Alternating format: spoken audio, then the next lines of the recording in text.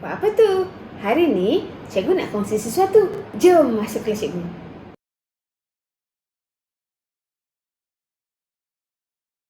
Kita nak bercerita tentang sains dan teknologi. Okay? Soalan yang ada kat sini soalannya senang tau. Sebab soalan ni saya ambil daripada buku je.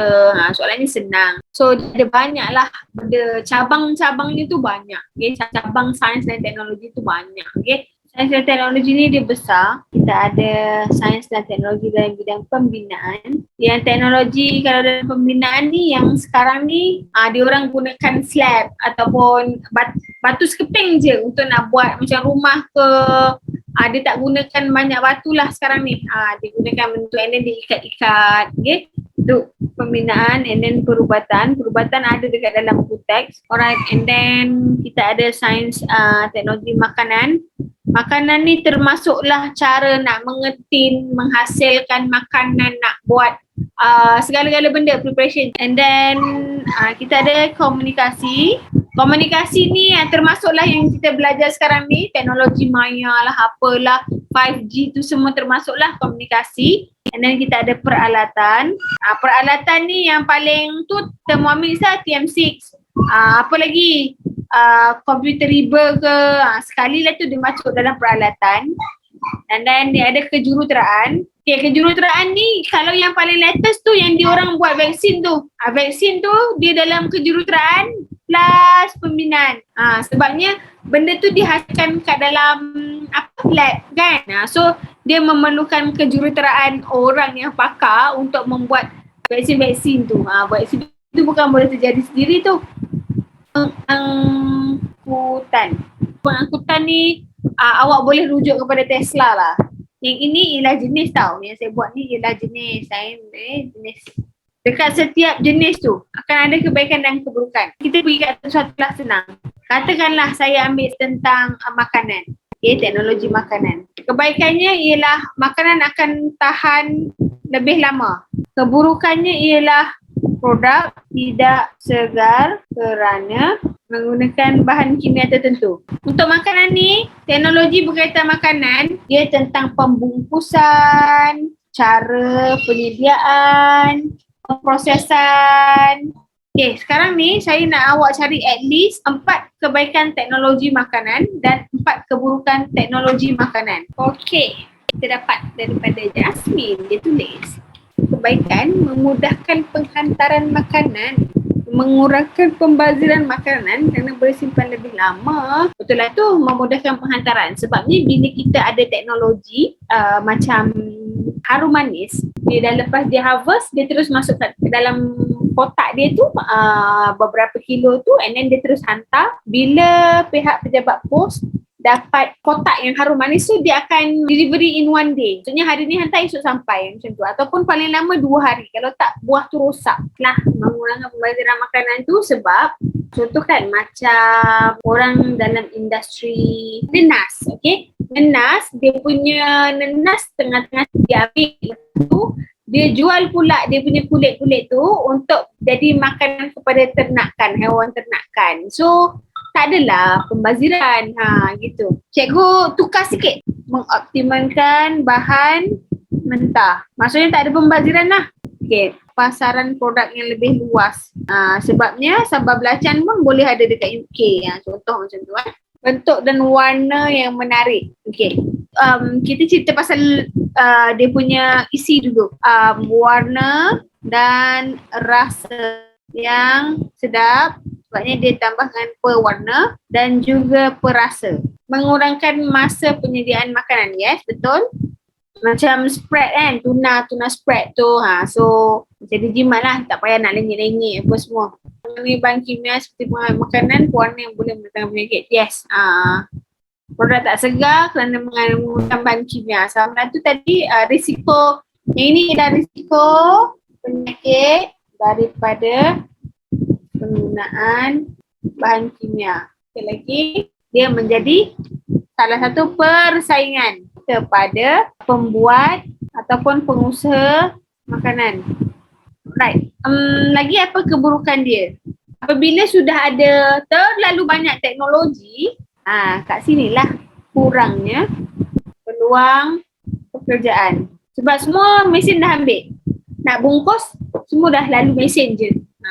Untuk teknologi, masalah kurang peluang pekerjaan tu memang ada. Apa lagi yang kita ada? Okey, pembinaan. Kebaikan teknologi dalam bidang pembinaan yang satu ialah dia jimat ruang. Sebab sekarang ni kan ada teknologi yang konkrit tu ringan, jadi diorang boleh bina rumah tinggi-tinggi and then tanah masih boleh menyerap ataupun menampung berat bangunan tersebut. Macam itulah. Jimat ruang ataupun tanah tak membazir lah. Peratus guna tanah yang rendah. Bangunan stabil. Lepas tu jimat masa pembinaan. Sebab dah tak payah nak ikat batu kan. Kawasan pembinaan tidak terhad. Nak buat kat lereng bukit boleh, dekat-dekat dengan area pantai boleh. Semua-semua tu lah boleh. Okey, saya nak baca keburukan dia pula.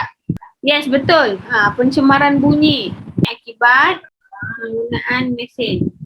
Yes, betul. Pembukaan kawasan baru menyebabkan kepupusan flora dan fauna. Okay, lagi apa keburukan dia? Finishing bangunan tu tak berapa cantik. Ada crack line sebab dia orang nak buat kerja cepat. Pembinaan ni dia termasuklah penggunaan bata. Pembinaan ni juga termasuklah macam untuk sungai ke, laut ke. Sekalilah benda-benda yang dia buat tu lah. Sekali termasuk. Lagi apa keburukan untuk pembinaan? Kebanjiran warga asing. Sebab kalau kawasan pembinaan, orang kita tak nak kerja, orang Melayu tak naklah kerja yang bahan kerja buruh ni. So semuanya warga asing. Yes, betul. Hakisan tanah, yes. Risiko bangunan retak dan rosak. Ni mungkin akibat bahan ataupun cuaca, bencana alam. Bencana alam ni sama ada banjir ataupun gelinciran tanah. Okay, itulah antara bendanya. Okay, pembinaan settle, perubatan. Perubatan pun ada juga keburukan dia. Kebaikan ada dekat dalam buku teks, keburukan, awak cari keburukan dia. Kebaikan saya salin juga daripada buku teks. Perubatan ni ada pelbagai perubatan alternatif lah, maksudnya awak nak guna homeopati boleh, nak pakai herba boleh, bekam-bekam pun boleh, banyaklah alternatif untuk penyakit-penyakit tertentu macam itulah. Perubatan ni untuk virus, untuk kanser semualah. Keburukan bidang perubatan apa? Sometimes ada ubat pun dia jual dengan harga yang sangat-sangat tinggi. Macam itulah. Apa nak cakap manipulasi harga. Allah, hai. Tak kisahlah produk ke apa ke. Okay, untuk perubatan tu. Ada sometimes orang yang buat servis perubatan tu dia tak bertauliah. Tiada pentauliahan. Contoh, orang buat bekam tu kan dia belajar macam ikut kursus je. Tapi dia tidak dipantau oleh mana-mana jabatan kesihatan. Jadi cara dia mengendalikan peralatan, cara dia mengendalikan pesakit, kan? Dia tak tahu sebab dia tak ada tauliah, dia tak ada satu garis panduan. Risiko, yes. Keburukannya dia simptom dan risiko yang berbeza-beza. Lagi satu, banyak sangat produk, kan banyak kan, macam produk kurus lah, produk tinggi lah, produk langsing lah, overclaim. Macam produk tu biasa je, tapi disebabkan dia overclaim, orang macam mudah terpengaruh. So bila orang mudah terpengaruh, banyaklah mangsa tu. Baru ni saya baca dekat TikTok pun, dia masuk hospital berapa hari sebab dia punya hati bengkak. Sebab before that dia ambil suntikan vitamin C, suntikan untuk putihkan kulit, makan ubat untuk kuruskan badan, macam tu. Tuntutan kesihatan yang melampau, overclaim. Okay, lagi apa? Perubatan makanan dah. Komunikasi.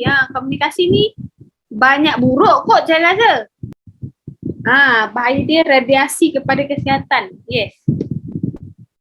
Radiasi ni study said boleh menyebabkan kanser lah.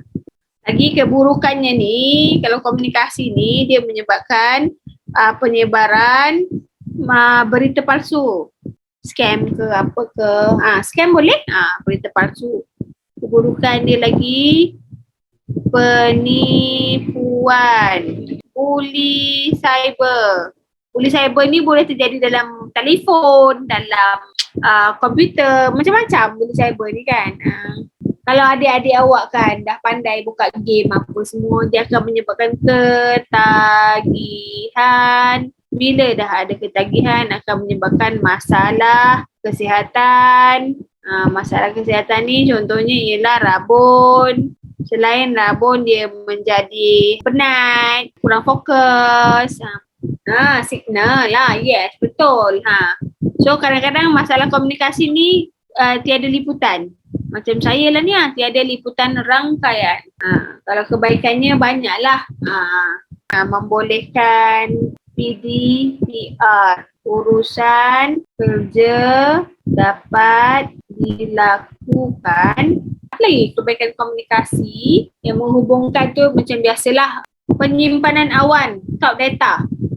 Kita ada iCloud, ada banyaklah benda-benda yang kita simpan kat awan ni. Sekarang ni kan bila dah ada teknologi, kita pakai phone kita pun kita dah boleh scan dokumen kan. So dia kebaikannya dia multi-purpose. Apa multi-purpose? Serbaguna. Maksud cikgu serbaguna tu dalam telefon tu sendiri awak boleh ada bank, e-dagang, peta. Dia memudahkan file sharing. Macam kalau kita buat Canva kan, awak nak share dengan cikgu, awak klik je. Lepas tu cikgu dah boleh edit file sharing. Memudahkan perkongsian maklumat. Ini file sharing lah, data ke apa ke. Okey. Lagi apa? Keburukannya dia ada charge tambahan lah. Kalau awak pakai phone je, mungkin awak punya bil telefon baru RM30, tapi sebab awak pakai internet semua, so awak kenalah bayar macam RM70 ke RM80 ke, macam tu lah. Mudah diakses. Ni maksudnya flexibility awak lah. Ada beberapa lagi, 1, 2, kita sempat bincangkan T4, you punya sendiri, awak bolehlah cari untuk peralatan, kejuruteraan dan pengangkutan. Try to do on your own. At least kalau dia tanya dengan awak apakah kepentingan pengangkutan. All of this jawapan you boleh gunakan untuk apa-apa soalan yang berkaitan dengan tajuk-tajuk lain. Faham tak? Sebabnya dia berkaitan antara satu sama lain, dia macam, itulah cikgu cakap, dia macam merentas sempadan lah, kiranya macam tu. Awak guna kat sini, apa yang awak dapat tu awak boleh guna kat tempat lain. Don't limit your knowledge. Don't limit anything. Okay, try to be creative. Macam mana? Cikgu harap anda belajar sesuatu. Jangan lupa like dan subscribe. Bye.